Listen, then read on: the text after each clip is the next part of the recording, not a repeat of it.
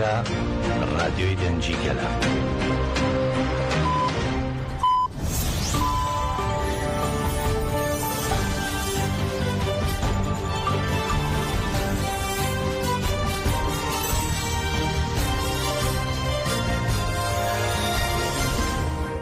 کاتتان باش بیسەرانی هێژال لە ڕادیۆ دەنگی گەلەوە با یارمەتی هاوکارانم گەشتی هەواڵەکانی ئەمڕۆ تووشەمە 18 ئابی 2025 پێشکەش دەکەین.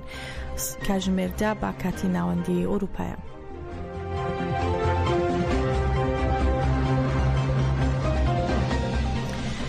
یەکەمین ساڵیادی بەرخۆدانی 15 ئاب لە ئۆسلۆی پایتەختی نۆروێج پیرۆزکرا. ئاهەنگەکە لە ئۆسلۆ بە خولەکێک ڕێزگرتن بۆ یادی پاکی شەهیدانی ئازادی کوردستان دەستی پێکرد و هەر لە مەراسمەکەدا سنفزیۆنێک دەربارەی بەرخۆدانی 15 ئاب نیشان درا و پاشان ئاهەنگەکە با گۆرانی و هەڵپەرکێک کۆتایی پێات.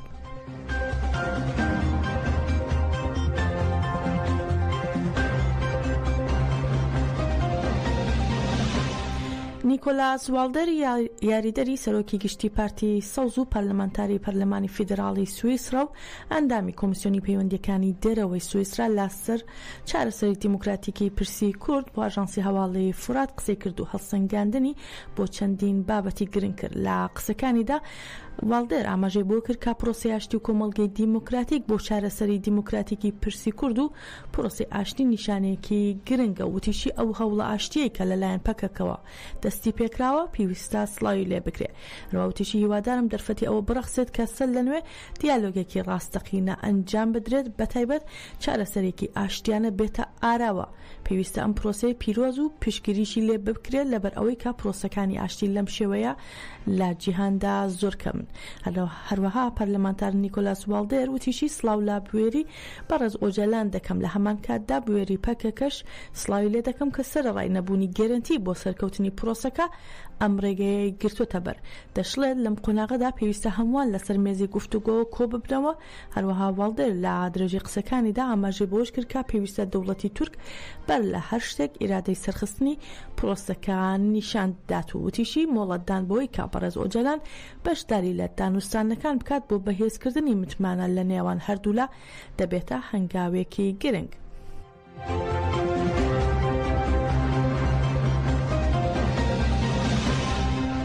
لە کۆمەڵگەی کوردی لاهای لە هۆلەندا بە مەراسمێک فەرماندە نورەدین سۆفی و گەری لا بەختیار گابار و هەروەها فەرماندەی ئەکادمیای ئەپۆلۆ کۆچەر و ئۆرفا بەبیرهێنرانەوە. هاوسەرۆکی ئەنجومەنی لاهای لە کەسێتی فەرماندە عاگید مەعسووم کۆرکمازدا هەموو شەهیدانی ئازادی بەبیرهێنایەوە و تیشکی خستەسە گرنگی هەڵمەتی 15 ئاب.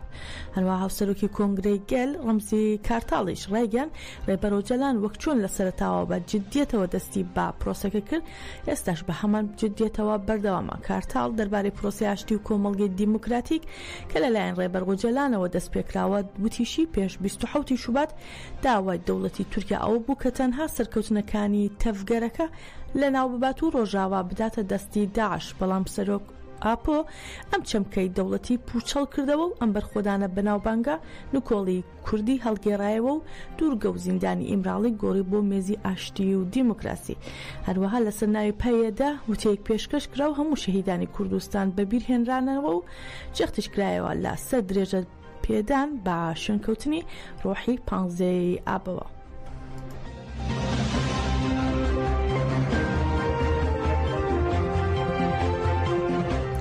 هەروەها فەرماندە شەهیدەکان نورەدین سۆفی و کۆچەر و ئۆرفا و بەختیار گابار لە ڤیەنای پایتەختی نەمسا بە بەشداری گەلی کورد و دۆستەکانیان لە ناوەندی کۆمەڵگەی کوردی دیموکراتیکی ڤیەنا لا نەمسا بەبیرهێنرانەوە. مەراسمەکە بە نزا وتەی ئەندامێکی کۆمەڵی ئیسلامی کوردستان دەستی پێکرد و دواتریش سنفۆزیۆنێک کە لەسەر هەر سێ شەهید ئامادەکرابوو نیشاندرا و پاشان سیاسەتمەدار جومعەتاک قسەی کرد و ڕایگەان شەهید نورەدین سۆفی لە چوارپارچەی کوردستان تێکۆشانی گەورەی ئەنجامدا و ڕاشیگان پەیوەندیداری شەهید نورەدین با ڕێبەرەتی گفتوگۆ هەڵ ناگرێت و بەبیری شێهێنایەوە کە نورەدین سۆفی تەنیا لە باکووری کوردستان نا بەڵکو لە هەر چوارپارچەی کوردستان تێکۆشانی ئەنجامداوە. هەروەها لەسەر شەهید کۆچەر و ئۆرفا و شەهید بەختیار گاباریش جومعەتاک گوتی پەیوەست بوونی شەهیدان با دڵسۆزی بۆ تێکۆشانیان دەپێورێت. لە مەراسمی بیرهێنانەوەکەدا هۆنراوە بۆ شەهیدان خوێندرایەوە و بە ناوی بنەماڵەکانیانەوە قسەکراو بە مەراسمەکە باوتنەوەی دروشمیش کۆتایی پێات.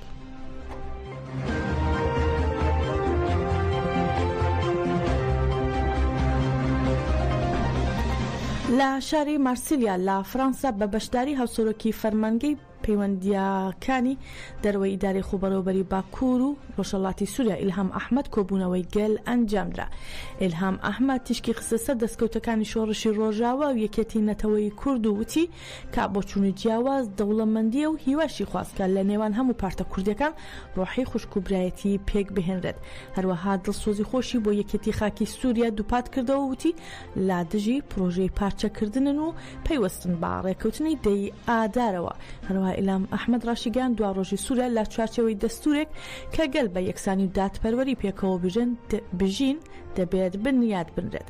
لە کۆبوونەوەکەدا پرۆسی نێوان تورکیا و پەکەکە و داینامیکی گۆڕانکاریەکانی هەرێمیش گفتوگۆی لەسەر کرا و ئیلهام ئەحمەد باسی لەوە کرد هەرچەندە تورکیا جارجار هەڵویستی ئەرێنی نیشان نەدات بەڵام ئۆپەراسیۆنە سەربازیەکانی ئارامی ببورن هەرچەندە تورکیا جارجار هەڵوێستی ئەرێنی نیشان دەدات بەڵام ئۆپەراسیۆنە سەربازیەکان ئارامی تێک دەدەن و ئاسایشی هاوڵاتیان دەخەنە مەترسیەوە. هەروەها لە بەرامبەر و بانگەشەی کە باکوور و ڕۆژهەڵاتی سووریا بە پەکەکەوە دەبەستنەوە ئیلهام ئەحمەد دەڵێت ئەوەی کە ئێمە بە پەکەکە دەبەستێتەوە بە تەواوەتی هەڵەیە و پەکەکە لە باکوور و ڕۆژهەڵاتی سووریا چالاکی ئەنجام نادات. لە کۆتاییشدا ئیلهام ئەحمەد باوردی وڵامی پرسیاری بەشداربووانی سەبارەت با ستاتوی سیاسی ڕۆژاوە و دەستوری داهاتووی سووریا و ئاستەنگیە ئابوووریەکانی ناوچەکە دایەوە.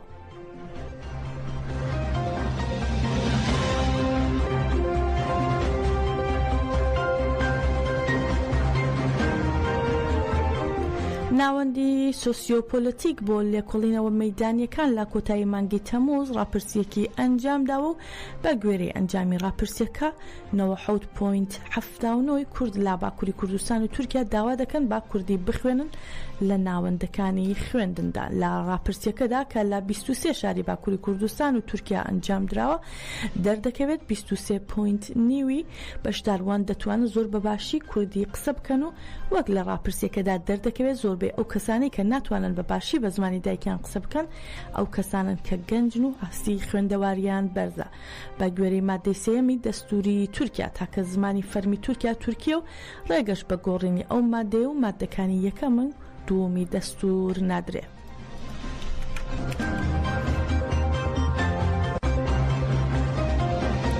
لە بەردەوامی پیرۆزباییەکاندا بابۆنێ 41ەمی ساڵیادی قەڵەمبازی مێژووی 15 ئابەوە گروپی ئاوازی چیە بە ئاوتنەوەی گۆرانیەکانی ئەلبۆمی داری ژیان کە چەند ڕۆژەکە بڵاو بووتەوە لەگەڵ گەریلاکانی هەپەگە و هێژاستاردا جەژنی ژیانەوەیان پیرۆز کرد. لە مەراسمەکەدا لە چوارچەوەی ئەو بەرنامەیە کە گەریلاکان ئامادەیان کردبوو چەندین تابلۆی هونەری و شانۆگەریش پێشکەش کرا و گروپی ئاوازی چیا لەسەر شانۆ بە جۆشێکی زۆری هونەریەوە کۆی گۆرانیەکانی ئەلبۆمەکەیان پێشکەش کرد.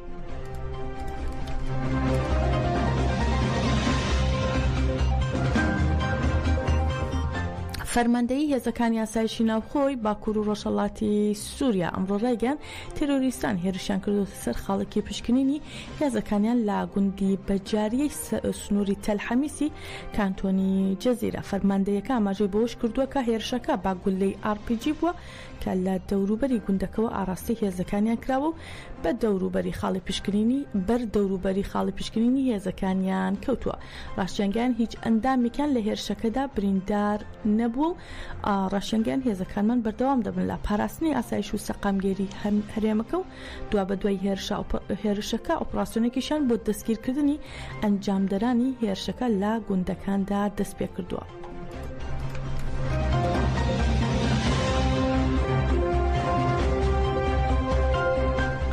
سەرچەتەیەک بە ناوی فاروق ئەبووبەکر لە فیرقەی ئەلموعتەسەمی سەرباچەتەکانی سوپای نیشتمانی سووریا لە شاری عەزازی حەلەب کە گرێدراوی دەوڵەتی داگیرکەری تورکە لەلایەن گروپا چەکدارە نەناسراوەکانەوە کوژراوە. با گوێرەی سەرچاو خۆجێیەکان چەکدارە نەناسراوەکان لەسەر ماتۆرسایکلەوە دەستڕێژی گولیان لە ئەبووبەکر کردووە و هەل لەوێدا کوشتویانە.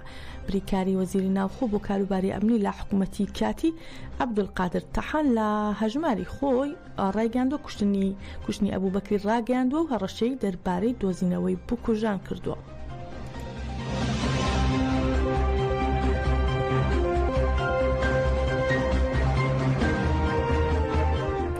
ئەنجومەنی ژنان و نووسینگەی پەیوەندیەکانی دەرەوەی پارتی یەکێتی دیموکراتیک پەیەدا لە کانتۆنی فرات با دروشمی ڕۆڵی ژن لە پرۆسەی ئاشتی کۆمەڵگەی دیموکراتیک لە هۆڵی پەیەدا لە شاری کۆبانی وەرکشۆپێکیان ئەنجامدا. لە وەرکشۆپەکەدا کە بەدەیان هاوسەرۆک و ئەندامانی ژنی دام و دەستگاکانی داری خۆبەڕێوەبەری ئامادەبوون گفتوگۆ دەربارەی دیاردەی بچووکردنەوەی ڕۆڵی ژنان لە کۆمەڵگە و دەسەڵاتی پیاوان بەسەر ژناندا و گفتوگۆ کرا و چارەسەرەکانیش خرایە ڕوو. هاوسەرۆکی نووسینگەی پەیوەندیەکانی دەرەوەی پەیەدا لە کانتۆنی فرات لەیلا ئەحمەد دەربارەی تێکۆشانی ژنان لە کۆمەڵگە و بەرخۆدانیان لە بەرامبەر چەتەکانی داعشدا ڕایگەیان ئامانجی ژنان ئەوەیە کە کۆمەڵگەیەکی ئازاد و یەکسان بنیات بنێن و لەو چارچێوەیەشدا ژنان پشت بە ئایدیا دیموکراتیکەکانی ڕێبەرۆجەلان دەبەستن بۆ بنیاتنانی کۆمەڵگەیەکی ئەخلاقی و سیاسی. هاوکات ئەندامی ئەنجومەنی ڕێخستنی پارتی یەکێتی دیموکراتیک پەیەدا لە کانتۆنی فرات سورەیا مستەفا باسی لەوە کرد کە بەرەو بنیاتنانی کۆمەڵگەیەکی دیموکراتیک و ئازاد هەنگاو دەنێن و لەو چارچێوەیەدا ژنان لە باکوور و ڕۆژهەڵاتی سووریا هەنگاوی گرنگ و مێژوویشیان ناوە و کۆمون و ئەنجومەن و دامەزراوەکانیان بنیات دەنێنەوە و ئەمەش پێویستی بە بەرخۆدانی زیاتر هەیە. لە کۆتاییدا بەشداربووانی وەرکشۆپەکە ڕایانگەیان تێکۆشان و بەرخۆدان لە بەرامبەر دەسەڵاتداری بەردەوامی پێدەدەن و ئەو ژنانەی کە هێز و ئیرادیان لە فکر و فەلسەفەی ڕێبەرۆجەلان وەرگرتووە هەموو پرسەکان چارەسەر دەکەن و مافەکانیان لە سووریای نوێ بەدەست دەهێنن.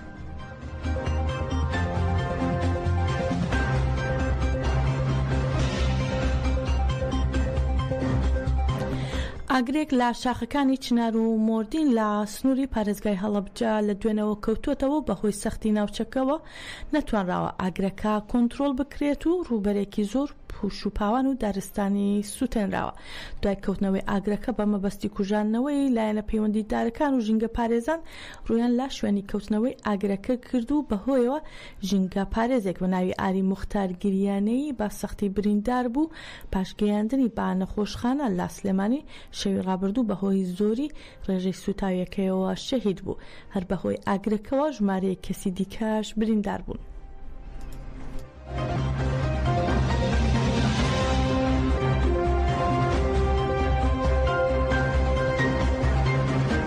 جۆزێف ئاون سەرۆکی لوبنان لا لێدوانێکی ڕۆژنامەوانیدا ڕایگەیاند لە ڕێککەوتنی تایفیدا باڕوونی ئاماژەی بۆ کردووە کە چەک سنووردارە بە دەوڵەتی لوبنان و هەردەستێوەردانێکی دەرەکیش کا بڕیارە سەروەریەکان ڕێگە پێدراو نییە پەیوەندیەکانیان دەبێت لەسەر بنەمای ڕێزگرتن لە یەکتر بێ.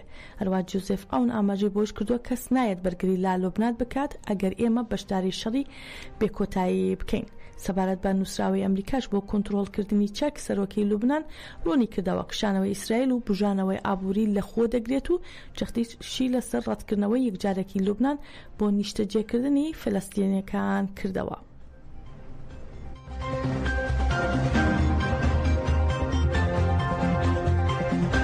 کەشتی هەواڵەکانمان پێشکەشکردن هەر شاد بن.